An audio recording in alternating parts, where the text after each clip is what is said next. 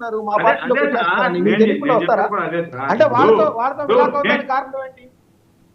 ఇప్పుడు నేను అదే చెప్తున్నాను సార్. ఇప్పుడు నేను ఎక్కడా కూడా సపోర్ట్ చేయట్లా. బతిలాడి మరీ నేను ఏదైనా తీసుకుంటున్నారండి. కూడా నేను ఏదైనా కూడా బతిలాడి మరి వెంకటరెడ్డి గారు ఒక నిమిషం, వెంకటరెడ్డి గారు ఒక నిమిషం. నేను ఏదైనా కూడా డైరెక్ట్ గా ఉంటే డైరెక్ట్ గా మాట్లాడేస్తా. నేను ఏది కూడా మూసి పెట్టుకొని మాట్లాడాలో దాన్ని సపోర్ట్ చేయాలో అని నేను అనుకోను.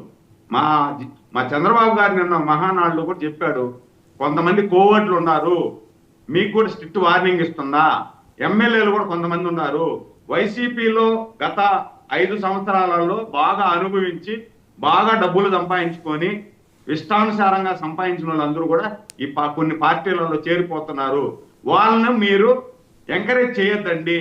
ఎంకరేజ్ చేస్తే వాళ్ళకు కూడా నేను స్ట్రిక్ట్ వార్నింగ్ ఇస్తున్నా, ఎమ్మెల్యేలకు కూడా జాగ్రత్తగా ఉండండి అని చెప్పడం జరిగింది. చంద్రబాబు నాయుడు కూడా తెలుసు అది. ఆ విధంగా చెప్పారు. ఇప్పుడు మనం కొన్ని ఇప్పుడు రాజ్యాంగంలో ఉండేటువంటి నేను కొన్ని మాట్లాడలేను లైవ్ లో, కొన్ని జరుగుతున్నాయి సార్ ఆ విధంగా. దీనికి ఇది ఖచ్చితంగా కూటమి పార్టీలో ఉన్నటువంటి సార్ నేను ఒకే ఒక ప్రశ్న అడిగాను, మీరు 2 జవాబులు దానికి సంబంధం లేని జవాబులు 2 చెప్తున్నారు. చంద్రశేఖర్ రెడ్డి గారికి మీ ప్రభుత్వానికి మధ్య కుదిరిన రహస్య ఒప్పందం ఏమన్నా ఉందా? చెప్తున్నాను కదా సార్, నేను డైరెక్ట్ చెప్తున్నాను కదా. లాలూచి పడుతున్నారు, అక్కడ ఉండే వాళ్ళు ఇక్కడ ఉండే వాళ్ళు కొంతమంది లాలూచి పడిపోతున్నారు అంటున్నాను కదా. ఇంకా ఎంత డైరెక్ట్ చెప్పంటారు sir? Right, okay. Surendra Naidu గారిని అప్రిషియేట్, ఎందుకంటే ఆయన కొన్ని విషయాల్లో కుండ బద్దలు కొట్టినట్టు చెప్తారు. వెంకటరెడ్డి గారు ఐ థింక్ మీరేదో చెప్పాలనుకున్నారు. నేను ఒకటి ఇప్పుడు నేను పవన్ కళ్యాణ్ మీరు చంద్రశేఖర్ రెడ్డి గారి దగ్గర దాకా వెళ్ళారు. చంద్రశేఖర్ రెడ్డి గారు నేను చెప్పే సంవత్సర కాలంలో మీరు ఏం తీసుకున్నారు, ఒకవేళ నిజంగా ఆయన కానీ చేసి ఉంటే మరి ఏం తీసుకోవాలి కదా. ఏంటంటే ఇన్ని దస్తాలు చూపించారు తెలుసా మీకు జనసేన నాయకులు ఆయన మీద ఎవిడెన్స్, నేను చెప్పేది ఆరోపణలు కాదు, ఎవిడెన్స్ ఇన్ని దస్తాలు చూపించారు. తిరుత్తని వేణుగోపాల్ గారు అయితే దాని పెద్ద బైండ్ బుక్స్ చేయించుకుని పెట్టుకున్నారు ఆయన దగ్గర. తిరుత్తని వేణుగోపాల్ మరి దాని కనీసం ఒక నోటీస్ కూడా ఇవ్వలేకపోతుంది ప్రభుత్వం. జనం అడుగుతున్నారు కదా. మాట అక్కడ దాకా వద్దు వాసుదేవన్ గారు. నేనేమన్నాను, రాష్ట్ర ఉప ముఖ్యమంత్రి వెళ్ళి సీజ్ ద షిప్ అన్నాడు, సీజ్ ద బియ్యం అన్నాడు. సీజ్ ద షిప్ వల్ల షిప్ వెళ్ళిపోయింది విదేశాలకి, బియ్యం వెళ్ళిపోయిన విదేశాలకి. ఆ బియ్యం ఎక్కడి నుంచి వచ్చింది, అది నిజంగా ఏదైతే ప్రజలకి పంపిణీ చేసేటటువంటి పీడిఎస్ బియ్యమేనా? మరి ఆ బియ్యాన్ని ఎక్కడి నుంచి తరలిచ్చారో, తరలించిన దాంట్లో అధికారుల పాత్ర ఏంది, ఏ నాయకుడు ఏంటి అనేది ఇప్పుడు వరకు ఏమన్నా మీ దగ్గర ఒక ఎవిడెన్స్ ఉందా? నెలలైంది, దాదాపుగా 5 months ఎంత అయింది ఇన్సిడెంట్ జరిగి. సీజ్ ద షిప్ అని 5 months కూడా కాదు, 6 months దాటినట్టుంది. ఈ సంవత్సరం కాదు, 2024లో జరిగింది ఇన్సిడెంట్. 2024లో 25కి వచ్చాం, ఆల్రెడీ 25కి వచ్చి 6 నెలలు కూడా అయింది. మరి దాని మీద లేదు కదా. ఇదేంటి ఊరకు బురద జల్లాలి, ఎవరో ఒకరి మీద బురద జల్లేయాలి, ఏదో జరిగిపోతుందని ప్రజల్లోకి తీసుకెళ్ళాలి, ఈ తాపత్రయం తప్ప వేరే ఏమన్నా ఈ ప్రభుత్వంలో కనపడుతుందా? నేను అడిగింది క్లియర్ అది. రెండోది, పోలీసులు యాక్షన్ తీసుకోండి సార్, ఎవరు వద్దంటల్లా. అత్యాచారం చేసి హత్య చేసిన వాళ్ళ మీద ఏం యాక్షన్ తీసుకున్నారు? నడి రోడ్డు మీద ఊరేగించండి, బట్టలోపు తీసి లేదంటే తందు కూడా తీసుకెళ్ళండి అట్టంటాలని. మరి మచ్చుమరిలో ఇప్పుడు బాలకి మిస్ అయ్యి 11 నెలలు అయింది, శవం దొరకలే ఇప్పుడు వరకు. వాళ్ళు ఎవరండి? ఆ చేసినటువంటి వాళ్ళు ఎక్కడున్నారు? బయట ఉన్నారు. ఈరోజు దర్జాగా వాళ్ళ ఇంటి ముందు తిరుగుతున్నారు. మరి పోలీసులు ఏదో బ్రహ్మాండంగా పనిచేయాలి, చేయమంటున్నాం, ఎవరు వద్దంటలా. కానీ చేసేటటువంటి విధానం ఒక పద్ధతి ఉంటుంది. ఇష్టం ఉన్నట్టుగా చేస్తే రేపు పొద్దున ఎవడెళ్తాడు? దాన్ని మేము ప్రశ్నిస్తాం. నిజంగా వాళ్ళు తప్పు చేస్తే వాళ్ళ మీద యాక్షన్ తీసుకోండి. కేసు పెట్టారు, ఆల్రెడీ అరెస్ట్ అయ్యారు వాళ్ళు, సో జైలుకి వెళ్తారు. నిజంగా పోలీస్ అతని మీద అతన్ని మర్డర్ అటెంప్ట్ ఉంటే నెల రోజుల్లో బయటకు రాడు కదా వాసుదేవన్ గారు. మర్డర్ కేసు ఉంటే నెల రోజుల్లో బెయిల్ మీద బయటకు వచ్చేస్తారా? ఆ పోలీస్ కానిస్టేబుల్ వాళ్ళు పెట్టిన మర్డర్ కేసుల మీద, ఏది కానిస్టేబుల్ మీద దాడి చేసి చంపైపోయాడు అని నెల రోజుల్లోనే వాళ్ళు మళ్ళీ బయటకు వచ్చారు. అంటే కొన్ని తప్పుడు కేసులు కూడా నమోదు చేస్తున్నారని మనం ఎన్ని సందర్భాలు దోట్లా ఈ పోలీసులు. హైకోర్టు కూడా తీవ్రమైనటువంటి పద్యాలంతో మాట్లాడింది, మీరు పోలీసులు కేసులు పెట్టడం తప్ప వేరేదేం లేదా అని. నేను సమర్థించుతున్నారా అంటే కొన్ని విషయాల్లో సమర్థించాలి. ఏది ఇలాంటి చేసే తప్పని, నిజంగా వాళ్ళు తప్పు చేస్తున్నారు అనుకోండి, ఎవరో కూడా సమర్థించరు ఆ విషయాల్లో. కానీ పద్యాన్ని మనం ఏది వాళ్ళకు అనుకూలంగా మలుచుకోవడం కోసం వాళ్ళు ఏం చేసినా కరెక్టే అని చెప్పి చెప్పుకోవడం అనేది కరెక్ట్ కాదు. రెండో అంశం. ఇప్పుడు కులం కార్డు వాడారన్నారు కదా, అచ్చెన్నాయుడిని అరెస్ట్ చేస్తే మరి బీసీ కార్డు వాడింది ఎవరండి? అయ్యన్న పాత్రుడి మీద బీసీ కార్డు వాడింది ఎవరు? కొల్లు రవీంద్ర మీద బీసీ కార్డు వాడింది ఎవరు? వారు తెలుగుదేశం పార్టీ అని చెప్పొచ్చుగా. బీసీలను అరెస్ట్ చేస్తారా? ఆ బీసీలకు ఫైల్స్ వచ్చినాయి, ఏదో అచ్చెన్నాయుడికి ఫైల్స్ వస్తే బీసీలందరికీ ఫైల్స్ వచ్చినాయి అని మాట్లాడారు వీళ్ళు.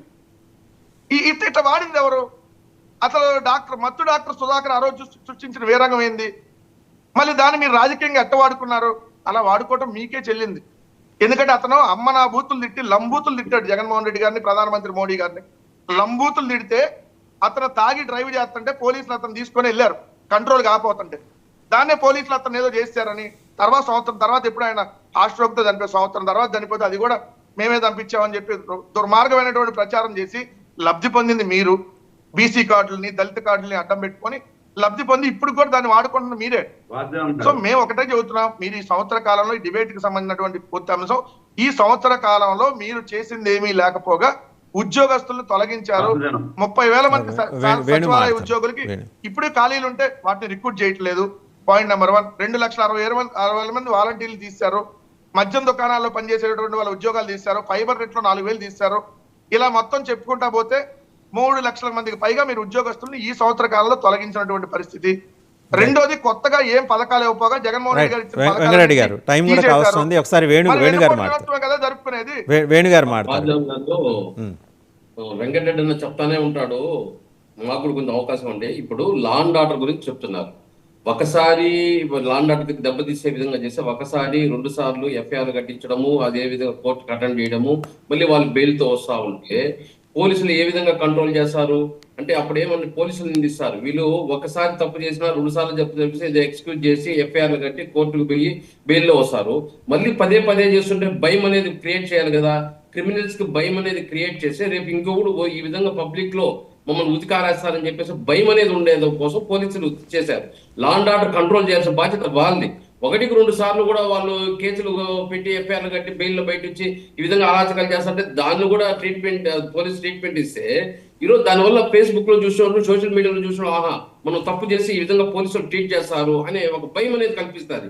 అంతేగాని మా కులం కార్డు అనేది పక్కన పెట్టినప్పుడు అది ఏ కులస్తుడైనా సరే, ఏ కులస్తుడికైనా ఖచ్చితంగా లా అండ్ ఆర్డర్ మనం తప్పు చేస్తే మన కోర్టులు ఉన్నాయి, పోలీసు వాళ్ళు ఉన్నారనే భయం కల్పించడానికి ఇవి చేశారు. కానీ దీనికి రాష్ట్ర ప్రభుత్వానికి దీనికి చంద్రబాబు నాయుడు సురేంద్ర గారు క్విక్ గా కంక్లూడ్ చేయండి.